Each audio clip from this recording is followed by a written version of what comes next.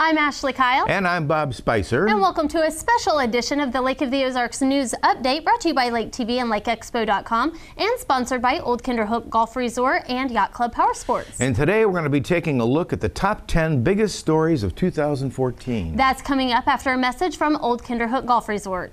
Old Kinderhook at Lake of the Ozarks has everything for your getaway in one convenient location, featuring a Tom Weiskopf-designed golf course. The Trophy Room offers a unique dining experience with an amazing view serving breakfast, lunch, and casual dining. Old Kinderhook is your perfect stay and play destination, offering nightly and weekly accommodations, marina facilities, a luxurious spa, and an event space to host a variety of different occasions. Discover your place at the lake. Call for 2014 rates and information, or visit us online.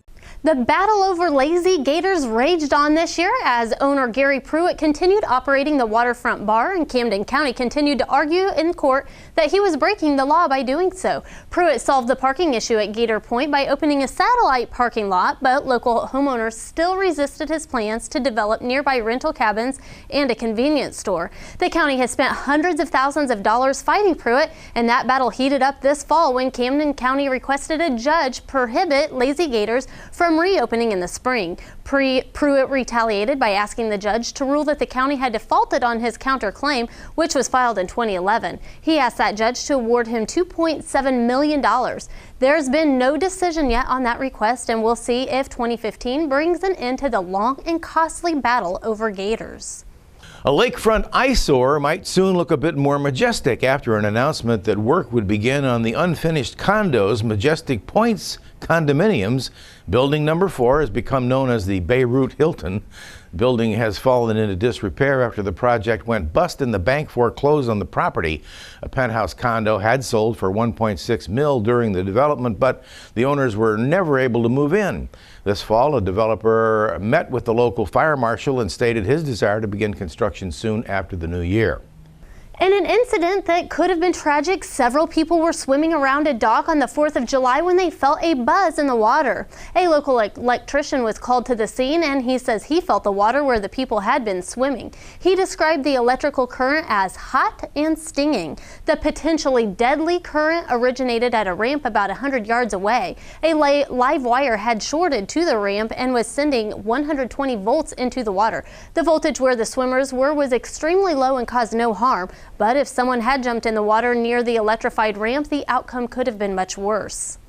A Camdenton resident was walking his dog one night in June when he saw a cat, a really big cat.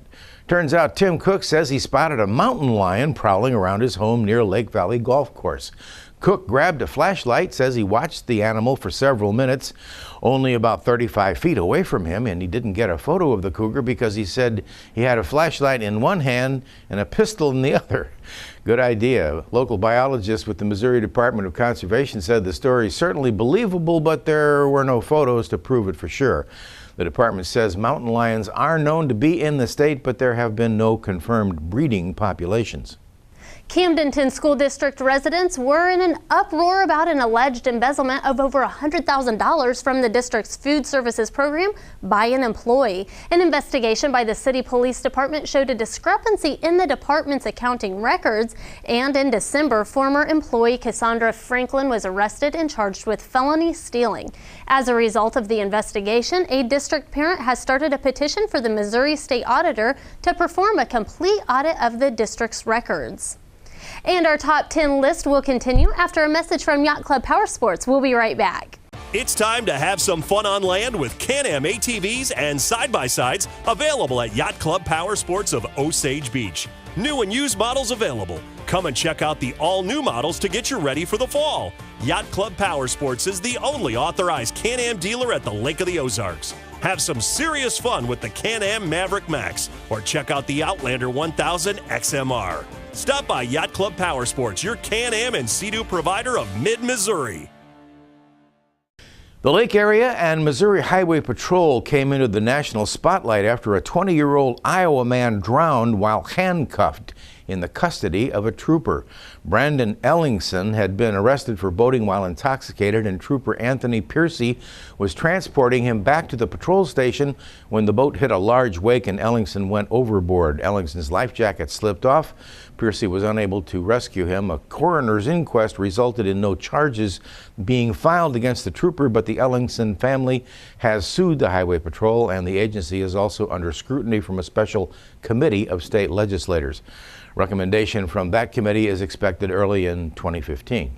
All hands were on deck to keep one of the lake's most famous party boats afloat after ice apparently damaged its hull in February. The Larry Don was purchased by the owners of Beavers at the Dam in 2013 with plans to renovate the boat as part of a major expansion of the restaurant. It spent nearly 2 months sitting on the lake floor before it was pulled onto solid ground. But after all that time underwater, the plans for the boat weren't on such firm footing, and its future is still unclear.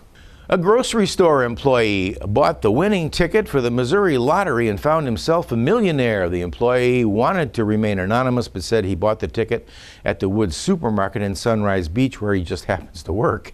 He was obviously pretty excited when he discovered his was the lucky ticket, and he reportedly wants to use some of that money to go to college. Good idea. A hometown hero was honored after his return to Earth. Colonel Mike Hopkins spent 6 months at the International Space Station and gained global attention for his spacewalk to repair equipment on the station's exterior. Hopkins is a Lake of the Ozarks native and School of the Osage graduate, and he was named this year's Grand Marshal of the St. Patrick's Day Parade in Lake Ozark.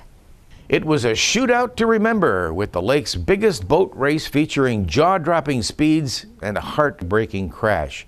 The excitement began in the first hour of racing on Saturday, August 23rd, when Sheikh Hassan made a 210-mile-per-hour run in his boat, Spirit of Qatar. The boat had a parachute malfunction, which made that first run even more impressive, but Hassan was able to determine to try again later.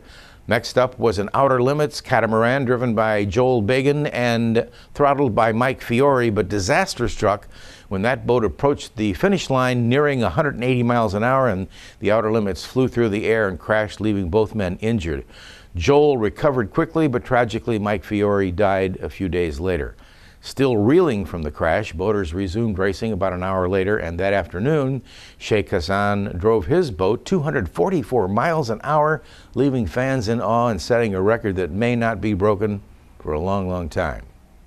That wraps up our Lake of the Ozarks news update. I'm Ashley Kyle. And I'm Bob Spicer. Thanks for watching us on Como Connect Channel 90. And watch anytime on mylaketv.com. And from all of us at Lake TV, Happy New Year to you, and we'll see you next year.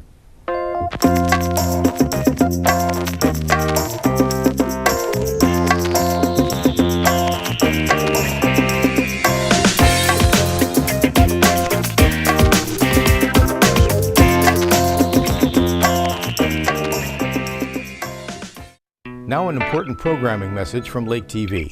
Here's executive producer Sean Colbert. Lake TV will leave the air on Charter Cable 197 on December 31st. We will resume programming on Channel 197 in early spring of 2015.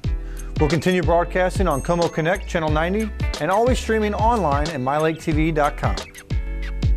This has been an important programming message from Lake TV.